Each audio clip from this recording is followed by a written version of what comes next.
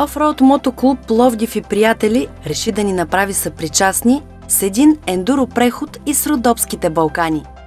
Мераклиите никак не бяха малко. Срещата ни бе рано сутринта, но докато се съберем всички, се натъкваме на няколко офроудари. Какво сподели сина на Венцислав Стайков, който бе на навигаторското място в джипката на баща си? Каква е идеята на вашето излезене днес? Разходка, но и тренировка също. А какъв ще бъде маршрута? За къде се подготвяте? Подготвяме се за кално време и по-екстремно. Ти държиш тук роудбук, нещо, което си карал до сега ли е? Не е за първи път. От кога навигираш на баща си? До сега не съм навигирал, но по тренировки му навигирам. Но повече съм се учил като гледам, като ходим по състезания и така. Трудно ли е да си навигатор? Според мен не е толкова трудно. А коя от всички дисциплини, включващи офроуда, е най-трудно да бъдеш навигатор? Мисля, че е трофи, защото километрите ни не се отсветстват, защото гумите буксуват на доста места и е доста трудно да се оправиш с пътната книга. Джипките вече се събраха и потеглят напред към набелязаните кални препятствия. Ето, че и нашата група вече е на лице. Каква е историята на Офроуд мотоклуб Пловдив и приятели? Какви са набелязаните цели на днешния преход и кои са членовете в групата, ще разберем от основателя ти Стефан Балабанов. Намираме се в Родопите. Поканата да гостуваме тук е лично от теб. Искам да ми разкажеш за основаването на пловдивската група и всичко около нея. От 5 години съществува групата Off-Road Мотоклуб България. Официално от 2. В смисъл, имаме си страница в Facebook, членове. Как избра точно кои членове да включиш в тази група? Всички, които ми са приятели и тяхни приятели, решихме да направим една по-голяма група, да е интересна и забавна за всички офроуд маняци и да си прикарваме весело през уикенда. Все пак имаме едно натварено ежедневие и хубаво човек от време на време да релаксира. Обикновено в какво се състоят вашите разходки из нашите гори? Основно с кросови хард ендуро мотори. Посещаваме основно Хижа Здравица, този район, и тук се решава вече какъв маршрут ще се избере за деня. И средно правим около 130-40 км дистанция от Хижа Здравица за един нормален такъв излет с групата. В повечето случаи винаги аз съм бил организатора, аз съм ги събирал определен брой хора, за да караме заедно, и поради тази причина този ангажимент стана мой. И в последствие основахме групата и се получи в момента това, което е. А това е отговорност ли е? Все пак отговорност е, за да се събират толкова с хора и всички интереси от групата, които са да могат, нали, да се споделят идеи и да се реализират. Какъв маршрут ще изберем днес? Днешният маршрут е село Гълбово, посока Хижа Здравец. Има 100 година интересна пътека, която има доста атрактивни места, както скали, така и доста кал, червена пръст и по-стръмни участъци. От колко души ще се състои нашата група днес? Днес сме малко в по-намален състав, поради простата причина, че времето предразполага също, че е хубаво от някои от членовете да са на други мероприятия. Но сме някъде около 12-13 човека. Но има и доста от тях, които в момента са аварирали. Групата в днешния ден не бе в пълния си състав, но и тези, които успяхме да се съберем, изкарваме вълнуващо.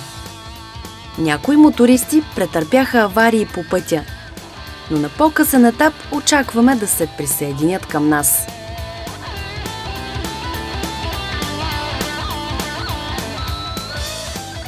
ето, че се сблъскваме с първото предизвикателство за деня.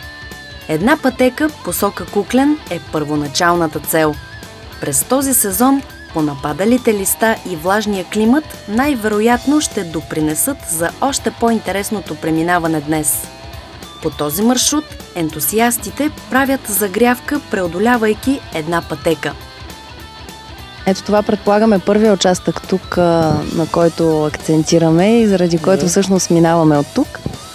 Да, това е първият участък и, както казахме, е доста предизвикателен, малко по-труден за маняците на 4 колела, защото има доста стеснени участъци и трябва колегите да помогнат на тези сативета. При моторите няма да има кой знае какъв проблем, но двамата с сативетата имат стеснен участък, който ще спрат и трябва да им се окаже помощ от другите колеги, за да могат да го преминат този стеснен участък.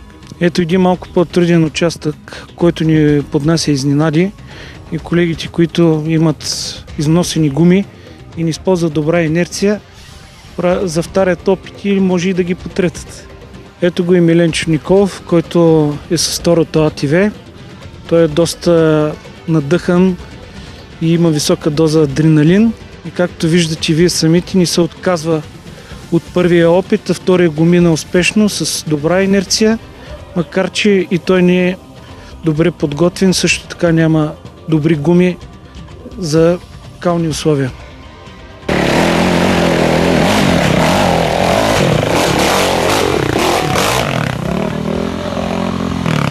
Как ти се стори пътя, по който минахме до момента? Идеален. Много добре. Малко кално поднася, но справяме се. Защо избрахте точно този участък? Ами, водача казва, аз карам. Там, където трябваше да пренасяте АТВ-то, минава ли си го друг път този участък? Да, минавал съм го. С това АТВ за втори път, иначе преди съм карал Ямаха, един път съм го минавал. Трябва помощ, иначе не може. Колко време караш АТВ? 2008. 5-6 години горе-долу. Как се запали? Ами аз имах първо мерак за мотор много. Баща ми той. АТВ-та.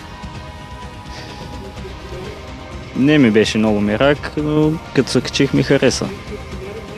А включва ли си се в състезание или просто караш така с пловдивската група из горите тук в Родопите?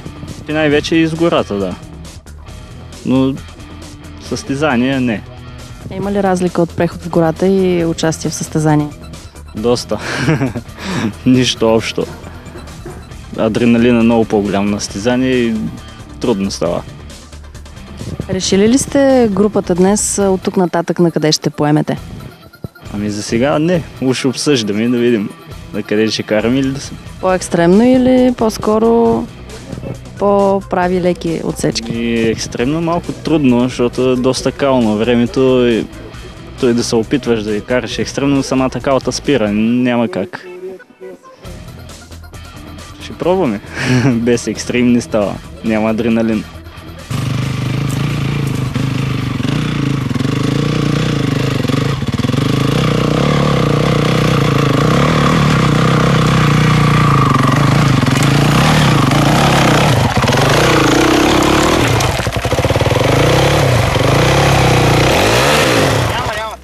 Как реши да се присъединиш към групата Offroad Пловдив, мотоклуб и приятели? Чрез познати. Стефчо, примерно, организатор на групата. Тя всъщност групата е сформирана много по-рано, обаче в последствие се разрасна, много хора се присъединиха по един или друг начин. Даже има членове в групата, които аз все още не ги познавам. Или ако ги познавам, то е през социалната мрежа или чрез познати пак. Иначе ние от много години си караме заедно. Какви са хората в тази група? Хората в тази група, поне тия, които аз познавам, с които аз общувам най-често, са пичове, машкари. Един от тях се крие, май няма да иска да застане пред камера. Когато караме, не се говори за работа. Когато се събираме, не се говори за такива ангажименти. всичко е просто хоби, удоволствие, спорт и това е в общи линии. Супер разтоварване. Тук минахме през няколко екстрема на една от пътечките, които катерихте вие. Имаше ли някъде по-затруднен участък за теб? За мен не точно днес, специално днес, иначе понякога им последните няколко пъти падах там няколко пъти на едно от местата. Днес аз лично нямах проблем, но другите момчета, с които бяха с АТВ-та и единия мотор с лоша гума, малко по-трудно и малко по-екстремно излезна догоре. Но обичайно в такива ситуации сме повече хора, си помагаме, няма проблем, пък и това е тръпката. Е част от карането, няма как. Просто е неизбежно. Сега се намираме тук на хижа Здравец. Има много посоки, в които можем да тръгнем. Къде избирате вие? Сега в случая не мога да кажа, понеже не сме се консултирали един друг къде ще хванем. Обикновено, като дойдем тук, това е за загрявка, докато дойдем до тук по принцип. Днеска малко повече се разточихме поради други обстоятелства, но тук обикновено ходим до Малево, ходим до Михалково, през Бяла черква, Лилково, Бойково, изобщо има на къде да се кара.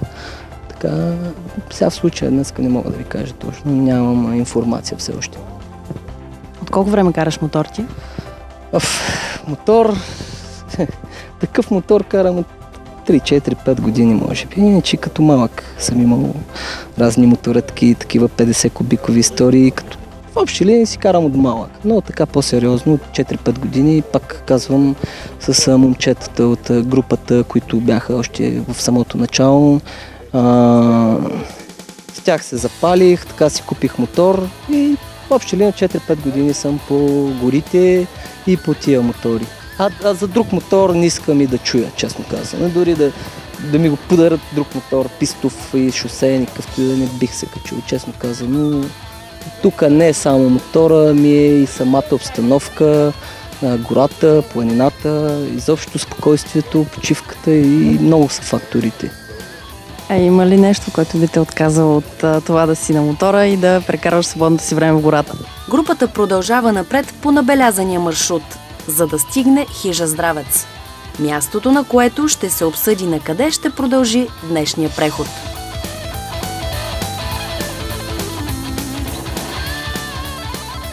След като цялата група вече се справи с няколко екстреми по маршрута до тук, е време за малко заслужена почивка. Изчакваме всички да пристигнат, за да чуем впечатленията от преживяното до тук. Това стане обаче, ще разберем какъв бе коментара на Иван Кунев, който членува в групата, но днес не кара заедно с нас. Ти си един от членовете в тази група, с която днес сме излезнали на разходка в Родопите. От кога членуваш в нея? Значи от една година, приблизително, аз и от толкова горе-долу карам мотор. Такъв тип мотор, така че от година. А как се запали по този спорт? Аз от дете, но възможностите ми тогава бяха малко, сега вече по-мога да си го позволя и го реализирам. Какви са хората в тази група? Много добро братство е. В смисъл такъв, че няма човек, който да остане на улицата, за да замръкне, да остане с чупен мотор, но няма начин. Винаги се прибират нещата, всичките заедно да сме. И така, тръгваме заедно, прибираме се заедно. Няма значение, сега съм тръгнал с едната група, прибирам с тях, че познавам другата група и че мога да карам с тях. Добре, но съм тръгнал с едните и се прибирам с тях. Няма да се прибира с другите и така. Я ми кажи, на един подобен преход, какво получаваш от него? Значи негативната енергия, човек си намира начин да я изразходва. Аз се изразходвам по този начин, да ми доставя удоволствие да карам такъв мотор. Мога да карам и друг мотор. И ми харесва. Харесва ми да карам такъв мотор. Нека чуем за преживяното до тук от всички участници. Интересен ли беше за теб участъка, който минахме до момента? Интересен е, винаги е интересен. И в сухо, и в мокро, и в кално, и в снежно време винаги са интересен участък. Имаше там две по-особени местенца. На едното трябваше да пренасяте 4 колките. Имаше ли трудно за теб? Тясничко е, всеки път се налага. Няма начин, на 2 гуми е по-лесно, но на 4 гуми се има по-трудни места за минаване. Там малко по-нагоре имаше едни камъни, където видяхме, че ти не успя да се справиш от първия път. Защо така се случи? И друг път се е случило. Пак не става от първия път. С мотора е по-лесно, но и техниката ни издържа. Веригата падна.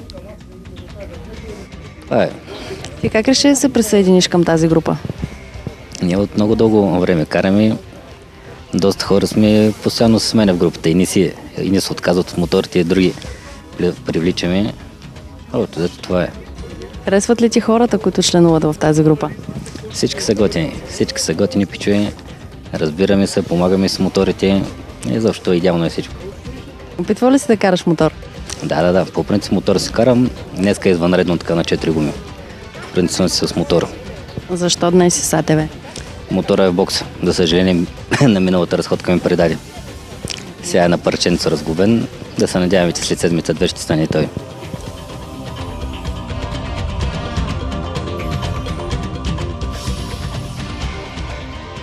Разкажи ми за твоето присъединяване в групата, в която се движим днес. Значи имам няколко приятели от групата и аз преди карах съвсем друг тип мотори. В смисъл бях на пистови, но след това като съм им карал тяхни мотори и работи и много се зарибих по тази работа. Викам, че аз да пробвам да видим как ще стане нещата, как ще тръгнат. И в крайна сметка почнах да карам с тия момчета, едно-две излизания и ми хареса общо взето и оттам нататък стана интересно, почнахме да влагам и пари и нещата стават много лесно след това. Само мерак да имаш, няма проблеми. Колко често излизате да карате? По принцип ние излизаме всяка събота и неделя, който е по-свободен от работата, много му зависи. И събота и неделя излизаме, но събота сме по-малко хора. Неделя се събираме всички горе-долу, около 10-12 и повече хора. Зависи много от времето. Но всяка седмица задължително кара са.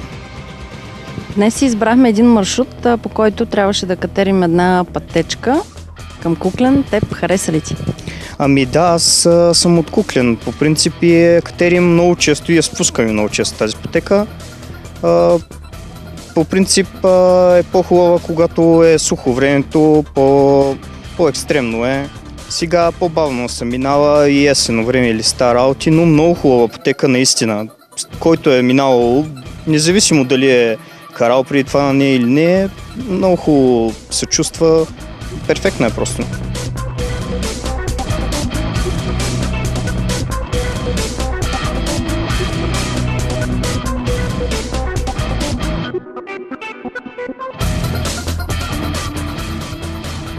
Хареса ли ти участъка, който минахме до момента?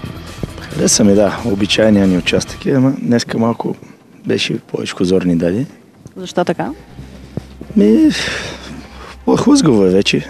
От сега нататък ще е така. От колко време си в групата? В групата отскоро, в самата цялата група с мотористи от много време. Как се запали по този спорт? Не мога точно да кажа.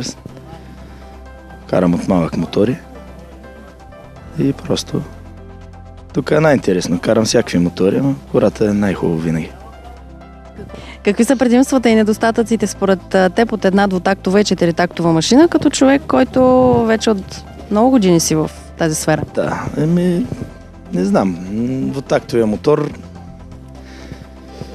те, които го харесват, не знам какво му харесват. Четиритактовия си е друго нещо. Той винаги си е в сила, винаги си е в оборот. В момента, в който трябва да те измъкне от положението, в което да не загубиш контрол, той успява. Другия просто, според мен, когато не е в кондиция, няма оборот и тогава губиш контрол и тогава не можеш да покажеш какво умееш, според мен.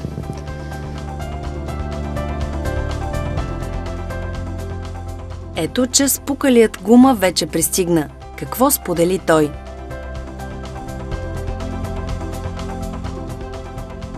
Ти не успя да се включиш от самото начало до момента в групата, тъй като претърпя някаква повреда на мотора. Да. Тръгнах и спука гума и се връщахме и залепихме. Ето, дойдехме сега тук горе при групата.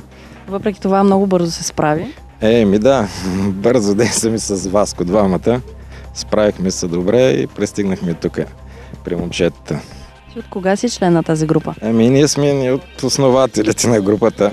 Стефчо, Васко, аз и от началото сме.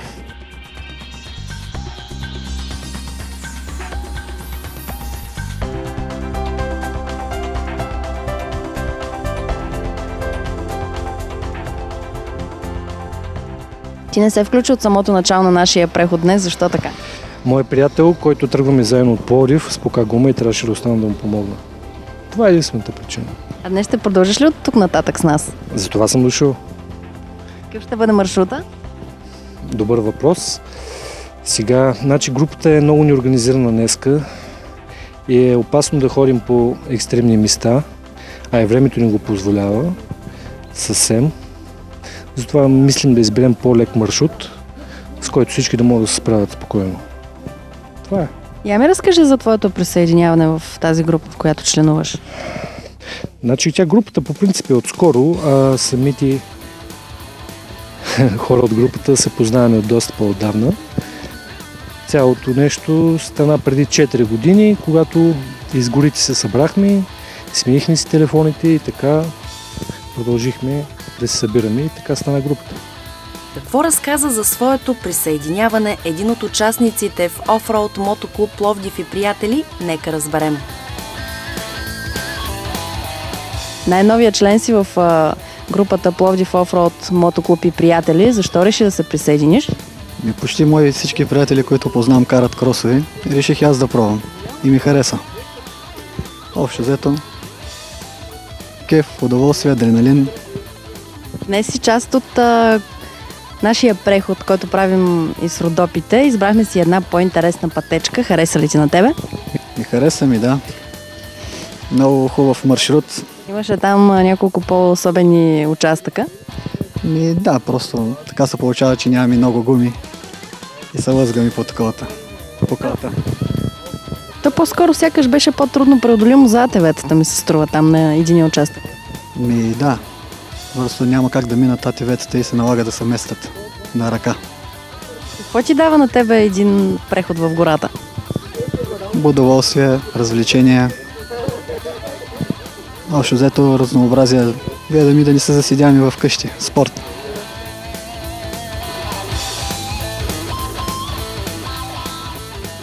Вече си почина групата.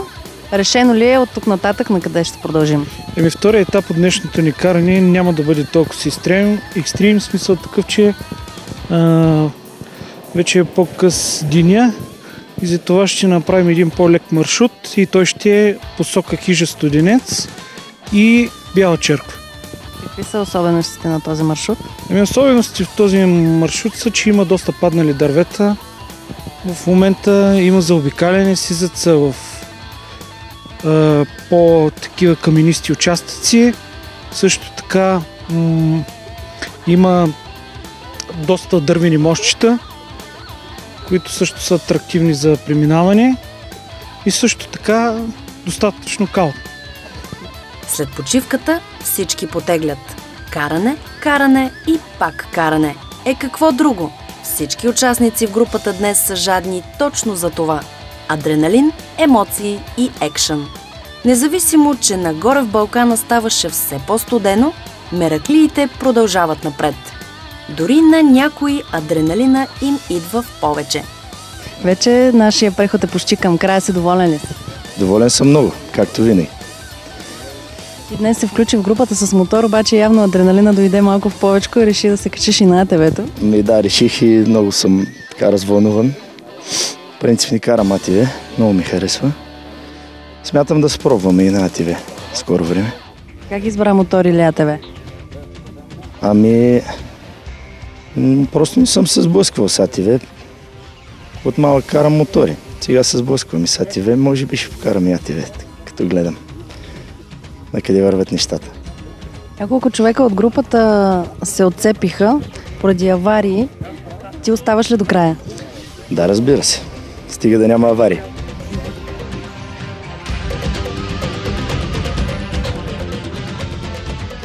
На теб също така, като гледам адреналина ти да иде в малко повече и веднага опита на твой колега да покараш мотора, хареса ли ти? Ами да, хареса ми, защото аз съм намислил в момента, даже съм взимал един мотор и го, както се вика, го изграждам наново и пробвам мотори, да видим каква е тръпката. Хареса ли ти прехода днес?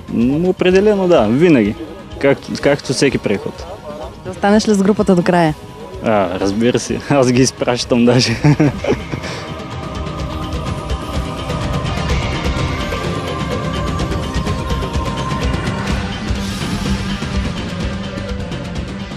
Деня е вече към края си, съответно и нашия преход. Доволен си от всичко, което преживя днес?